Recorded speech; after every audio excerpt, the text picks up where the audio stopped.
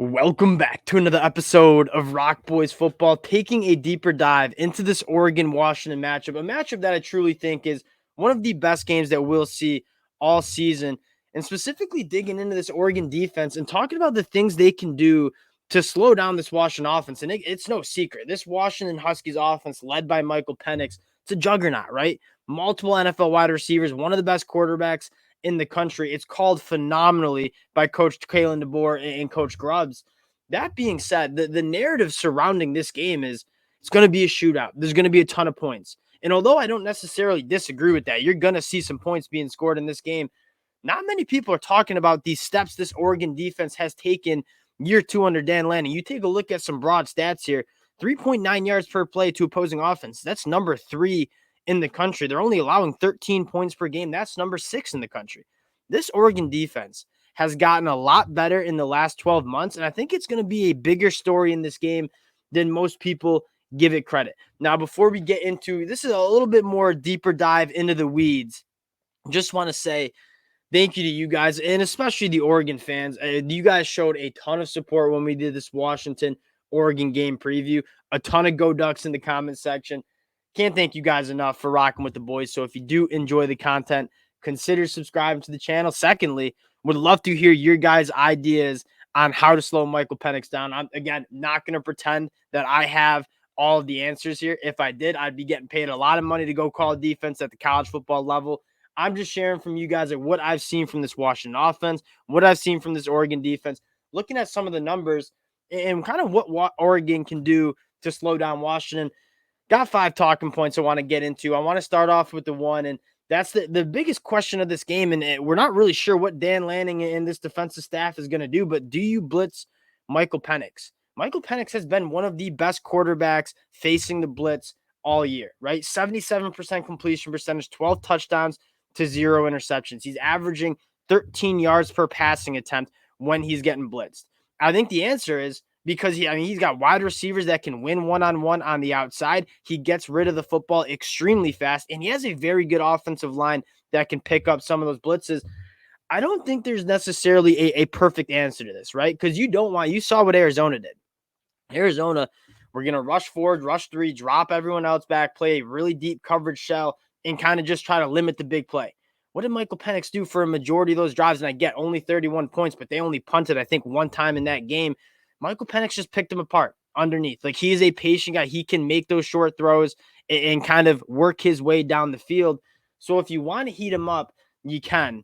You just have to make sure you have confidence in some of those guys, because when he gets blitzed, Michael Penix hits that big throw.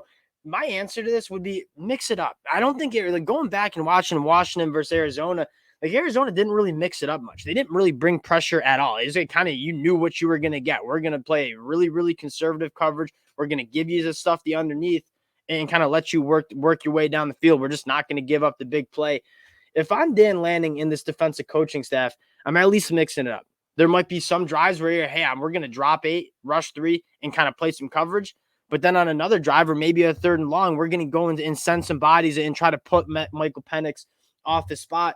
The big goal that you have if you're Oregon is limiting Michael Penix and his comfortability in the pocket. Whatever that looks like, whether it's only rushing 3, dropping 8, and giving him those coverage looks, or bringing heat, you got to find some sort of way to throw Michael Penix off his spot a little bit in this game. Now, the second, and this is if you don't really want to blitz, I do think Oregon can get some pass rush with their front 4. The offensive tackles for the Huskies, they'll tell you this too, nails. I mean, 2 of the better offensive tackles that you only see in the Pac-12, but also in the whole entire country.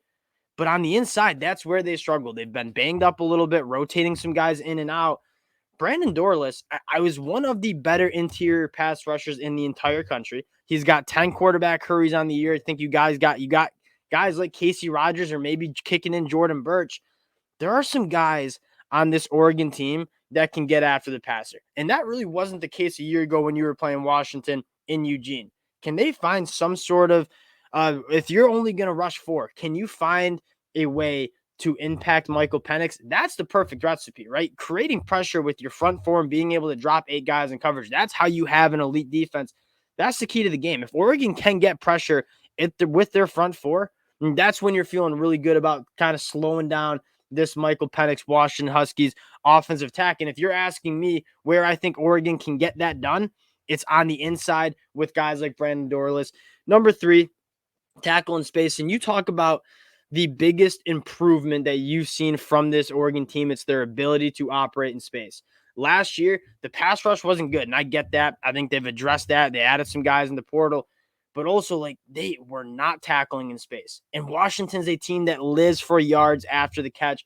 If you are going to give the Washington Huskies stuff underneath, you have to come up and tackle. You look at Oregon, they've been phenomenal doing this. They're giving up a 64 completion percentage in the back end.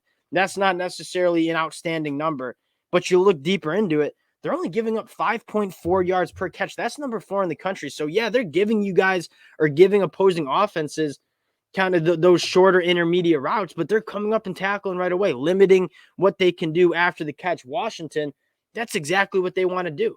They want to get the ball to their playmakers and let them go create after the catch. If Oregon can tackle in space and limit some of those yards after the catch, I mean, that is a key to the game. And quite honestly, you asked me the reason Oregon's defense has taken the strides it has. I have 2 reasons. 1, they're getting after the passer a little bit better. And then 2, they're coming up and tackling in space. And we kind of talked Noah Sewell, Justin Flo, guys who they were solid. I mean, Justin Flo, but like Noah Sewell, he was a solid linebacker. He wasn't the best linebacker operating in space. You look at what Oregon's done with this linebacker crew.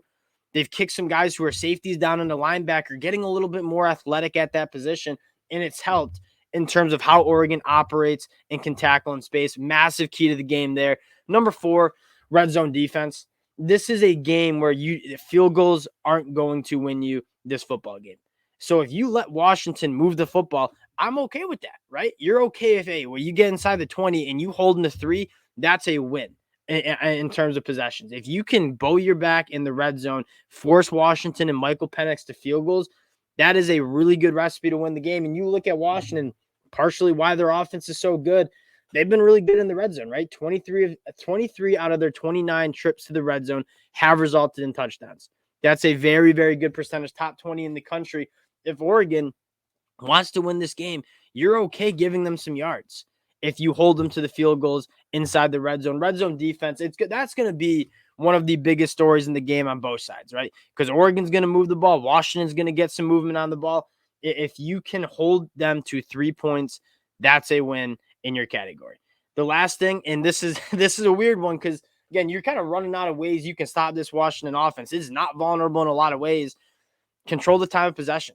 Like, if you can make this game a little slower, a little bit less of a shootout, control the amount of times Michael Penix touches the football. What's the best way to stop Michael Penix? We said it in the game preview. It's controlling the time of possession. This is an Oregon team that runs the football just as good as anybody in the country. If you can limit Michael Penix's drives to maybe only 4 or 5 drives per half, throw in an 8-minute, 12 play touchdown drive where Michael Penix is off the field for almost a whole half a quarter. That's kind of the recipe to win because what does that force Michael Penix to do? When he has the ball, he has to be perfect. He doesn't have multiple opportunities to go get points. He only has 5 drives in the first half, 5 drives in the second half. This is a game where Washington wants to win games in a shootout. They have the best offense in the country. It's extremely explosive, dynamic. We know all the wide receivers, their star quarterback. They want to score points. They want to win in a shootout. How can Oregon kind of counter that is making this game a little less of a shootout, making it a little bit more physical, kind of like that Big Ten football, if you will, right? 8-minute drives where we're running the football, keeping your offense off the field. I know it doesn't have to do with the defense, but controlling the amount of times Michael Penix gets to touch the ball is going to be massive. Turnovers will also be good. If you can kind of steal a possession or 2 for Bo Nix, going to be absolutely massive. Again, wanted to offer you guys 5 things that I think Oregon can do to slow down this Washington offense. We haven't really seen a team do this yet. That being said, I don't think Washington's seen a defense like what this Oregon defense is playing like. I can't wait for this game again. Might do another deep dive into this one because I do think it is going to be one of the most important, intriguing games that you'll see all season, not only in the Pac-12, but in terms of the college football playoff race. I think both of these teams are legit national title contenders. Appreciate you guys rocking with the fellas. Again, if you do enjoy the content, consider subscribing to the channel, and we'll talk to y'all later. Peace.